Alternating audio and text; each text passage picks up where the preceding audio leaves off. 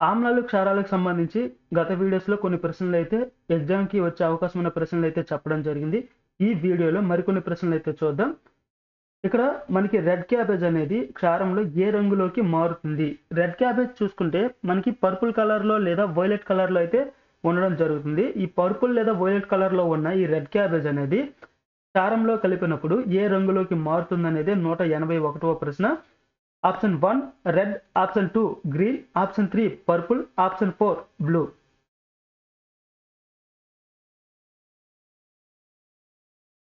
181వ ప్రశ్నకు సంబంధించి red cabbage రసం ఏదైతే ఉంటుందో ఈ రెడ్ క్యాబేజ్ అనేది పర్పుల్ కలర్‌లో ఉన్నది. క్షార సమక్షంలో కలిపినప్పుడు క్షారము అంటే ఫర్ ఎగ్జాంపుల్‌కి తడి సున్నం తీసుకుంటే క్షారం అవుతుంది. దాంట్లో కలిపినప్పుడు మనకి ఏ రంగులోకి మారుతుందంటే ఈ పర్పుల్ కలర్‌లో ఉన్న రెడ్ క్యాబేజ్ రసం అనేది గ్రీన్ కలర్‌లోకి మారుతుంది. ఈ రెడ్ క్యాబేజ్ అనేది మనకి యాసిడ్ బేసిక్ ఇండికేటర్స్‌లో భాగంగా నేచురల్ ఇండికేటర్‌గా పరిగణించడం జరుగుతుంది. అలానే నేచురల్ ఇండికేటర్స్‌లో భాగంగా గత వీడియోస్‌లో మనము బ్లూ లిట్మస్ పేపర్ గురించి అలానే రెడ్ లిట్మస్ పేపర్ గురించి అయితే చెప్పుకోవడం జరిగింది. మనకి ఈ బ్లూ లిట్మస్ పేపర్ అనేది యాసిడ్‌లో రెడ్ కలర్‌లో ఉంటుంది. అలానే బేస్‌లో అయితే బ్లూ కలర్‌లో ఉన్న పేపర్ బ్లూ కలర్‌లోనే ఉంటుంది. రెడ్ లిట్మస్ పేపర్ అనేది యాసిడ్‌లో రెడ్‌గానే ఉంటుంది. రెడ్ లిట్మస్ పేపర్ అనేది బేస్‌లో అయితే బ్లూ కలర్‌లోకి మారుతుందనేది గత వీడియోస్‌లో చెప్పుకోవడం జరిగింది. ఆ వీడియోస్‌ని ప్లేలిస్ట్‌లో అందించడం జరిగింది. దయచేసి వాటినైతే చూడండి. ఇక 182వ ప్రశ్న మనకి what colour does red cabbage have in acid? అంటే మనకి రెడ్ క్యాబేజ్ అనేది యాసిడ్‌లో ఏ రంగులోకి మారుతుంది? యాసిడ్ అంటే మనకి నిమ్మకాయ రసం తీసుకుంటే నిమ్మకాయ రసంలో లేదా నిమ్మకాయలో మనకి రెడ్ క్యాబేజ్ యొక్క రసం వేసినప్పుడు అది ఏ రంగులోకి మారుతుంది అనేదే ప్రశ్న. మనకి రెడ్ క్యాబేజ్ అనేది పర్పుల్ కలర్‌లో ఉంటుందని చెప్పుకోవడం జరిగింది. రెడ్ క్యాబేజ్ అనేది యాసిడ్ సమక్షంలోకి ఏ రంగులోకి మారుతుందంటే option 1 red, option 2 green, option 3 purple, option 4 blue.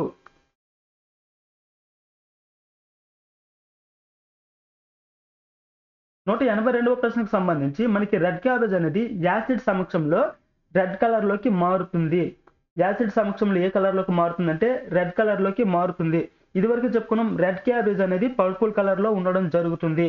Red cabbage అనేది బేస్‌లో అయితే గ్రీన్ కలర్‌లోకి మారుతుంది. యాసిడ్‌లో అయితే రెడ్ కలర్‌లోకి మారుతుంది.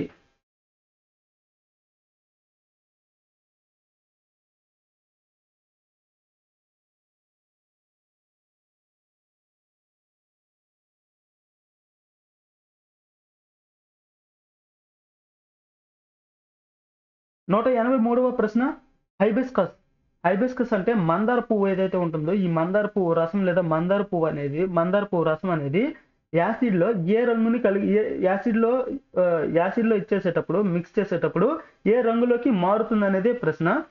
మనకి హైబిస్కస్ అనేది యాసిడ్‌లో ఏ రంగులోకి మారుతుంది? Option 1 red, option 2 dark green, option 3 purple, option 4 blue.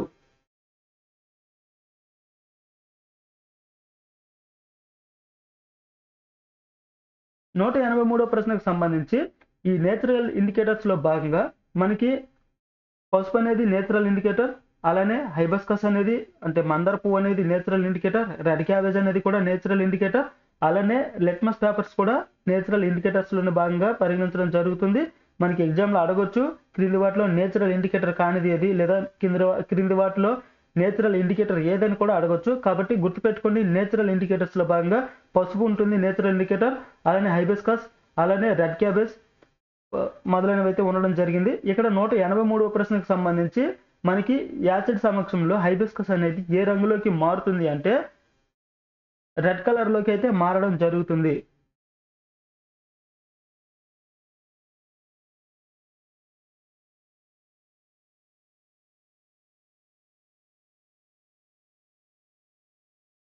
నూట 84వ ప్రశ్న ఇదే హైబిస్కస్ అనేది క్షారంలో కలిపినప్పుడు ఏ రంగులోకి మారుతుందనేది ప్రశ్న. క్షారంలో కలిపినప్పుడు అంటే హైబిస్కస్ అంటే మందార పువ్వు యొక్క రసం అనేది క్షార సమక్షంలో ఏ రంగులోకి మారుతుందనేది ప్రశ్న. Option 1 red, option 2 dark green, option 3 purple, option 4 blue.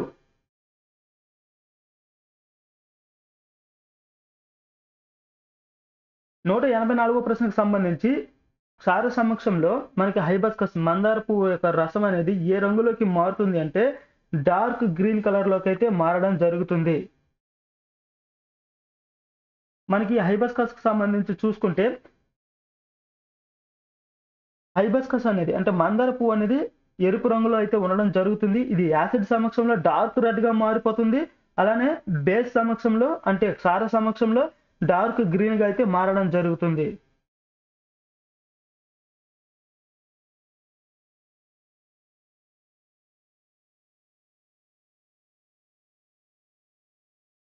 నూట 85వ ప్రశ్న, ఫినాప్థలిన్ అనేది సింథటిక్ ఇండికేటర్. మనకి యాసిడ్ బేస్‌ని ఇండికేటర్స్‌లో భాగంగా నేచురల్ ఇండికేటర్స్ ఉంటాయి. అలానే సింథటిక్ ఇండికేటర్స్ ఉంటాయి. ఈ సింథటిక్ ఇండికేటర్స్‌లో భాగంగా ఈ ఫినాప్థలిన్ అనే సింథటిక్ ఇండికేటర్ అనేది బేస్ సమక్షంలో ఏ రంగులోకి మారుతుంది?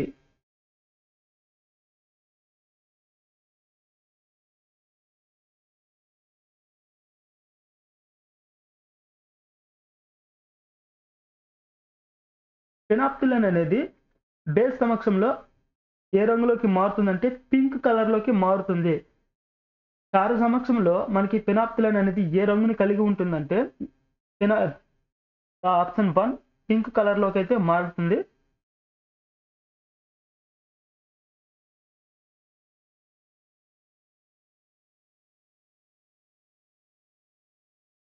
నూట 86వ ప్రశ్న, what colour does phenolphthalein have in acidic?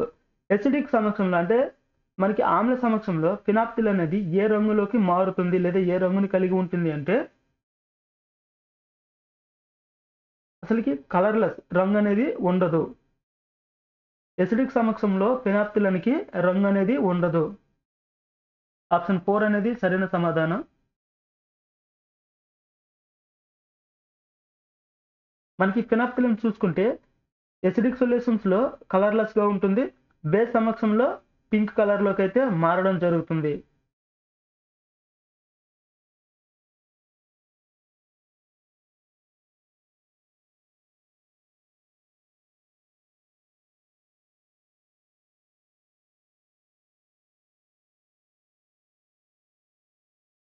నూట 87వ ప్రశ్న, ఇదివరకే మనకి ఆధునిక ఆవర్తన పట్టికకు సంబంధించి కొన్ని ముఖ్యమైన ప్రశ్నలైతే ఇవ్వడం జరిగింది. వాటిని ప్లేలిస్ట్‌లో ఉన్న ప్రతి ఒక్క వీడియోని కూడా చూడండి. ఆధునిక ఆవర్తన పట్టికలోని పీరియడ్‌లలో మనకి ఎడమ వైపు నుండి కుడికి పోయే కొలది మూలకాల యొక్క ధన విద్యుదాత్మకత అనేది ఏమవుతుంది? మనకి అడ్డు వరుసల్లో ఉన్న వాటిని పీరియడ్స్ అంటారు. నిలువు వరుసల్లో ఉన్న వాటిని గ్రూప్స్ అంటారు. మనకి గ్రూప్స్ అయితే 18 ఉంటాయి. పీరియడ్స్ అయితే 7 ఉండడం జరుగుతుంది. ఈ పీరియడ్స్‌లో భాగంగా మనకి మూలకాలు అనేవి పీరియడ్స్ ఎడమ నుంచి కుడి వైపుకు చూసుకుంటే వాటి యొక్క ధన విద్యుదాత్మకత అనేది ఏమవుతుందనేది ప్రశ్న. ఆప్షన్ 1 పెరుగుతుంది. ఆప్షన్ 2 అంటే మూలకాల యొక్క ధన విద్యుదాత్మకత అనేది ఎడమ నుంచి కుడి వైపుకు వెళ్ళే కొలది పెరుగుతుంది లేదా తగ్గుతుంది. లేదంటే వాటి యొక్క ధన విద్యుదాత్మకత మారదు. మొదట 1 నుండి 4 వరకు పెరిగి తర్వాత 0కి తగ్గుతుంది అనేది ప్రశ్న. ఇటువంటి ప్రశ్నలు మనకి గతంలో రైల్వేలో ఎక్కువగా ప్రశ్నలైతే రావడం జరిగింది. పీరియాడిక్ టేబుల్ ఏ విధంగానే ప్రశ్న మనకు రావచ్చు కాబట్టి ఖచ్చితంగా పీరియాడిక్ టేబుల్ పైన ఏ విధంగా ప్రశ్న వచ్చినా కూడా మనం సమాధానం చేయగలగాలి అంటే మనమే పీరియాడిక్ టేబుల్ పైన ఎన్ని విధాలుగా ప్రశ్నలైతే ఇవ్వగలమో, ఎన్ని విధాలుగా ప్రశ్నలైతే తయారు చేసుకోగలమో తయారు చేసుకొని చదువుకొని ఎగ్జామ్‌కి ప్రిపేర్ అయితే ఖచ్చితంగా 2-3 ప్రశ్నలు లేదా 4 ప్రశ్నలైతే ఒక షిఫ్ట్‌లో 2, 3 ప్రశ్నలైతే వచ్చే అవకాశం ఉంది కాబట్టి బాగా చదవండి. ఆధునిక ఆవర్తన పట్టికలోని పీరియడ్‌లో ఎడమ నుండి కుడికి పోయే కొద్దీ మూలకాల యొక్క ధన విద్యుదాత్మకత అనేది ఏమవుతుందంటే తగ్గుతుంది. మనకి గ్రూప్స్‌లో అయితే పైనుండి కిందకొచ్చేసరికి ఈ ధన విద్యుదాత్మకత అనేది పెరిగితే పీరియడ్‌లో ఎడమ నుండి కుడికి పోయే కొలది ఏమవుతుందంటే తగ్గుతుంది. ఆప్షన్ 4 అనేది ఆప్షన్ 2 అనేది సరైన సమాధానం.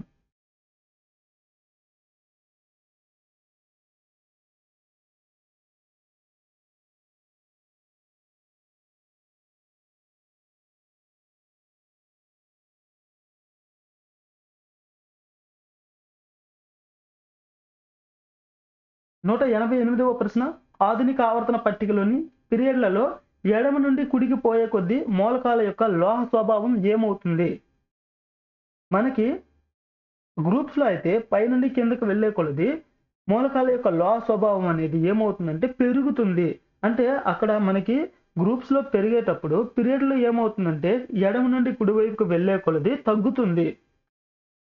కాబట్టి 188వ ప్రశ్నకు సంబంధించి ఆప్షన్ 2 అనేది సరైన సమాధానం అవుతుంది.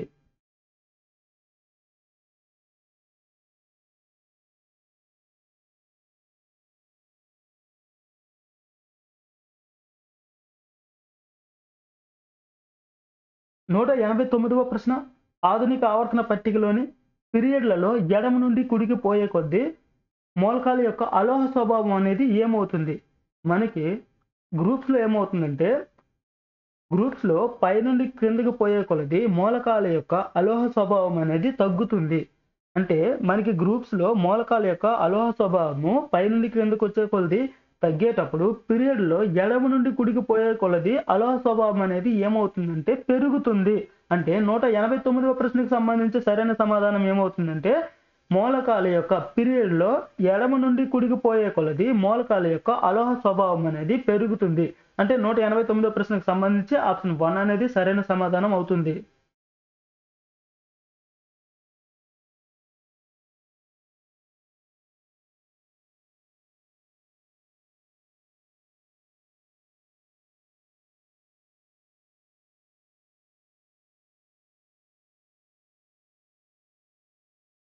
నూట 90వ ప్రశ్న భేదాత్మక ఎలక్ట్రాన్ ప్రవేశించే ఉపకక్ష ఆధారంగా మూలకాలను ఈ క్రింది ఏ బ్లాకులుగా వర్గీకరించారు? పీరియాడిక్ టేబుల్లో మనకి 190 ప్రశ్నకు సంబంధించి సరైన సమాధానం చూసుకుంటే మనకి పీరియాడిక్ టేబుల్ని S block, P block, D block, F బ్లాకులుగా అయితే వర్గీకరించడం అయితే జరుగుతుంది.